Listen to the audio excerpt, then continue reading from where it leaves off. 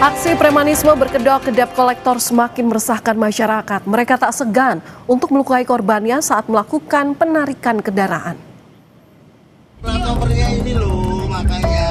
Beli ini rental ya? Iya, memang mobil yang rental itu masalah. Aksi premanisme berkedok debt collector kian marak.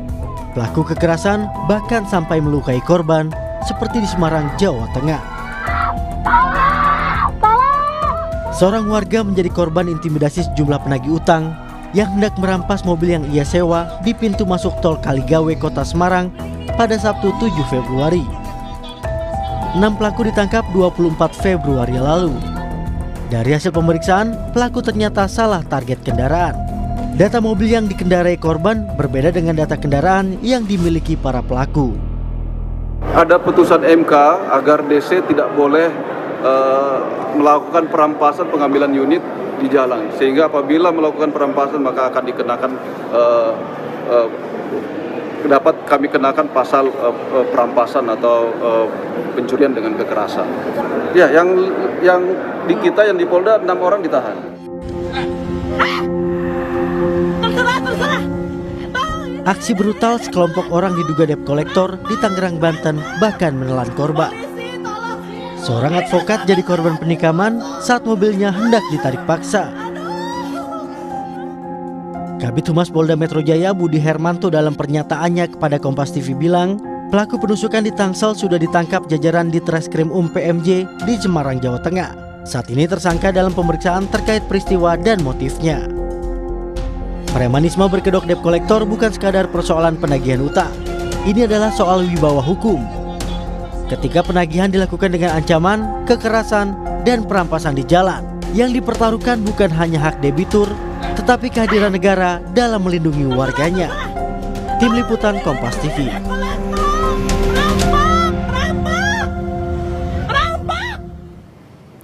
Maraknya aksi premanisme berkedok debt collector. Kita akan bahas bersama kriminolog Universitas Indonesia, ada Bapak Adrianus Meliala. Selamat malam, Prof. Adrianus. Apa kabar?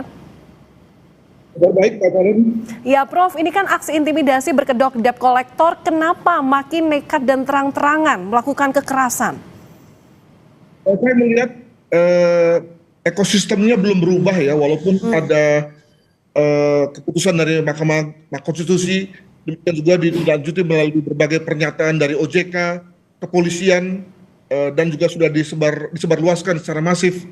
Tapi kelihatannya tadi ekosistemnya belum berubah. Ada perusahaan yang memberikan order ya dengan perintah ambil gitu ya, dan kemudian lalu ada iming-iming komisi yang besar. Di pihak lain dari debt collectornya tetap mengandalkan pola-pola lama, pakai fisik, pakai tekanan, dan mungkin juga di pihak lain ada para debitur yang juga ngeyel ya, atau dengan macam-macam cara tidak mau bayar. Nah, dengan kata lain sekali lagi situasinya belum berubah. Maka ya tentu lalu kemudian muncul ekses seperti ini. Andaikan saja dari pihak debt collector sudah semakin educated ya, menarik mobil dengan cara-cara yang diminta oleh hukum, demikian juga tidak ada perusahaan-perusahaan yang memberikan order seperti ini dengan perintah seperti pokoknya ngambil, lalu kemudian iming-iming komisi yang besar begitu ya, dan juga tidak ada konsumen yang ngeyel. Maka saya kira situasi ini akan berubah. Demikian. Iya, tapi kan sebenarnya premanisme ini nggak bisa dilakukan kalau misalnya sebenarnya penyelesaiannya dilakukan dalam persidangan begitu ya. Tapi apa yang membuat aksi premanisme ini tumbuh subur, Prof? Ada pasalnya di mana kegiatan debt collector ini memang jaya ya.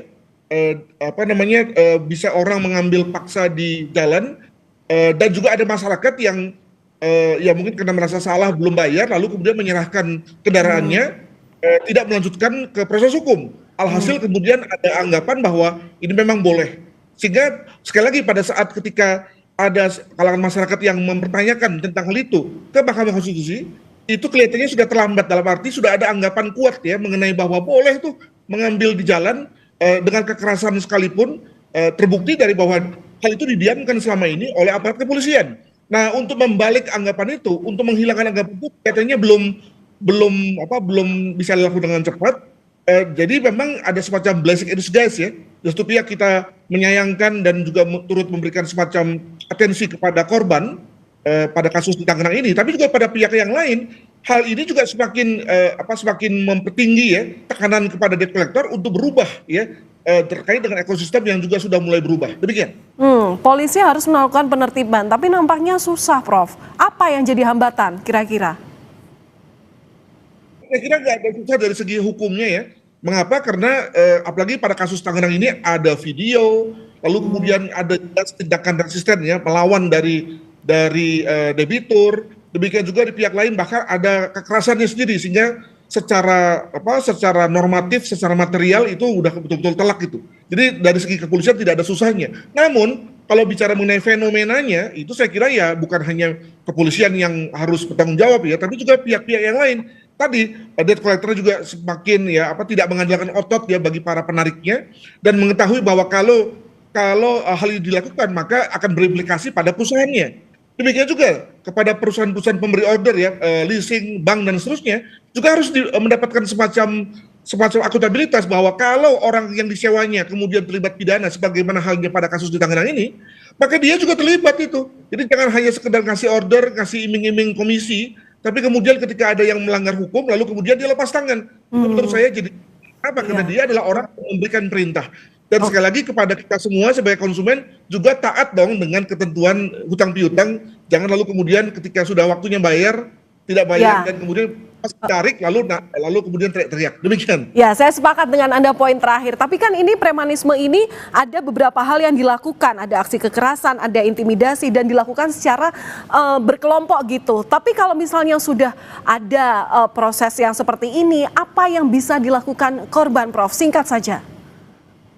Apa yang sudah dilakukan adalah baik ya melapor polisi dan kemudian polisi mengadakan pemeriksaan olah TKP, pemeriksaan korban, mengumpulkan saksi dan bukti, itu sudah amat cukup ya untuk kemudian membuat si debt collector kemudian ditangkap dan alih-alih kemudian bisa bebas malah kemudian bisa mendapatkan kompensasi malah kemudian harus mendekam di kerangkeng. Moga-moga ini menjadi pembelajaran ya bagi para debt collector lain untuk berhati-hati dalam rangka bekerja. Demikian. Baik, terima kasih sudah berbagi pandangan Anda, insight-nya di Kompas Malam Kompas TV, Kriminolog Universitas Indonesia, Prof. Adrianus Meliala. Terima kasih, salam sehat selalu, Prof.